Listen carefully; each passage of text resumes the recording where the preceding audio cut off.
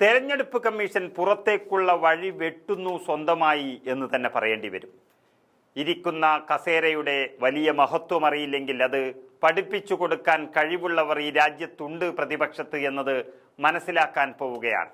അതായത് വോട്ടുകൊള്ള ആരോപണങ്ങൾക്ക് പിന്നാലെ തെരഞ്ഞെടുപ്പ് കമ്മീഷനെ ആ സ്ഥാനത്ത് നിന്ന് മാറ്റണമെന്ന് ആവശ്യപ്പെട്ടുകൊണ്ടുള്ള നീക്കം കൂടുതൽ തകൃതിയായി നടക്കാൻ തുടങ്ങിയിരിക്കുന്നു പ്രതിപക്ഷത്തിന്റെ ഭാഗത്ത് നിന്ന്. പുറത്തുവരുന്ന വിവരം, ഇത്രയേറെ ക്രമക്കേടുകൾ നടത്തിയ ഒരു വോട്ടെടുപ്പും തെരഞ്ഞെടുപ്പ് കമ്മീഷനും ഉണ്ടായിട്ടില്ല എന്നുള്ളത് പലരും സംശയിക്കുന്നു. അതിനാൽ തന്നെയാണ് പ്രബലമായ ആയുധമാക്കി പ്രതിപക്ഷം അതിനെ മാറ്റിയതിനുള്ള കാരണവും. ഇത് സംബന്ധിച്ച് ഇന്ത്യ മുന്നണിയിൽ പണി ആരംഭിച്ചു കഴിഞ്ഞു. പാർലമെന്റ് സമ്മേളനത്തിൽ തെരഞ്ഞെടുപ്പ് കമ്മീഷണർ ഗ്യാനേഷ് കുമാറിനെതിരെ ഇംപീച്ച്മെന്റ് കൊണ്ടുവരാനുള്ള എല്ലാ നീക്കങ്ങളും തയ്യാറാകുന്നു എന്നാണ് അറിയുന്നത്. ആവശ്യമെങ്കിൽ ഇംപീച്ച്മെന്റ് പ്രമേയം ഉൾപ്പെടെ എല്ലാ ജനാധിപത്യ ഉപകരണങ്ങളും ഉപയോഗിക്കാൻ പാർട്ടി തയ്യാറാണെന്ന് കോൺഗ്രസും വ്യക്തമാക്കി കഴിഞ്ഞു.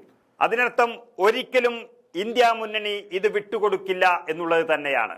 രാഹുൽ ഗാന്ധി വാർത്താ സമ്മേളനം നടത്തിയതിന് പിന്നാലെ തെരഞ്ഞെടുപ്പ് കമ്മീഷണർ ഗ്യാനേഷ് കുമാറും വാർത്താ സമ്മേളനവുമായി എത്തി. രാജ്യത്ത് തെരഞ്ഞെടുപ്പ് നടക്കുന്നത് സുതാര്യമായിട്ടാണെന്നും കമ്മീഷന്റെ തോളിൽ തോക്കുവെച്ച് രാഷ്ട്രീയം കളിക്കാൻ അനുവദിക്കില്ല എന്നുമൊക്കെ തെരഞ്ഞെടുപ്പ് കമ്മീഷണർ വീരവാദം മുഴക്കുന്നതും നമ്മൾ കണ്ടു. ഇലക്ഷൻ കമ്മീഷനെതിരെയുള്ള രാഹുൽ ഗാന്ധിയുടെ ആരോപണങ്ങൾ ഭരണഘടനയെ അപമാനിക്കുന്നത് എന്നായിരുന്നു അദ്ദേഹത്തിന്റെ മറുപടി.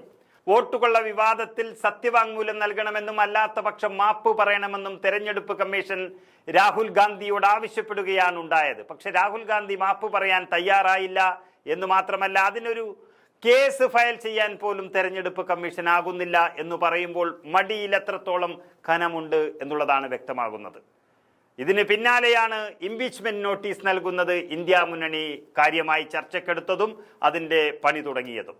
കമ്മീഷനും വോട്ടർമാരും രാഷ്ട്രീയത്തെ ഭയപ്പെടുന്നില്ല എന്നും മുഖ്യ തെരഞ്ഞെടുപ്പ് കമ്മീഷണർ ഗ്യാനേഷ് കുമാർ വാർത്താ സമ്മേളനത്തിൽ വ്യക്തമാക്കുന്നത് നമ്മൾ കണ്ടു. BJP വക്താവിനെ പോലെയാണ് ഈ തെരഞ്ഞെടുപ്പ് കമ്മീഷൻ സംസാരിച്ചത് എന്ന് കോൺഗ്രസും തുറന്നടിച്ചു.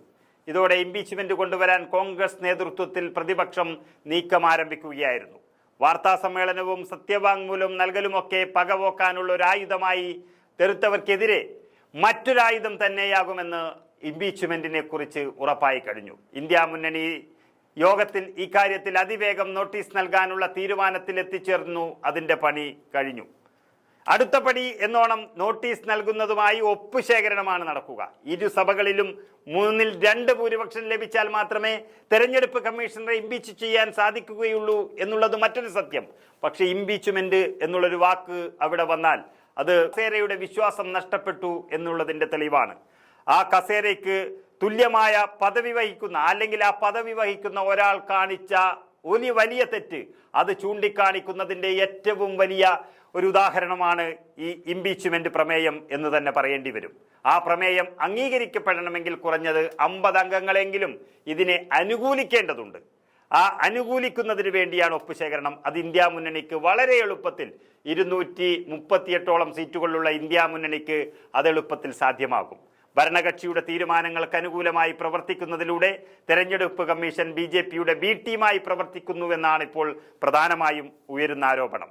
കർണാടകത്തിലെ മഹാദേവപുര മണ്ഡലത്തിൽ നടന്ന വൻ വോട്ട് കൊള്ളയിൽ പുറത്തുവന്ന വിവരങ്ങൾ തെരഞ്ഞെടുപ്പ് കമ്മീഷണറുടെ കസേരയിൽ അതിന്റെ അടിത്തറ ഇളക്കുമ്പോൾ പ്രതിരോധത്തിലാകുന്നത് BJP ഉൾപ്പെടെയാണ് എന്നതിൽ സംശയമില്ല.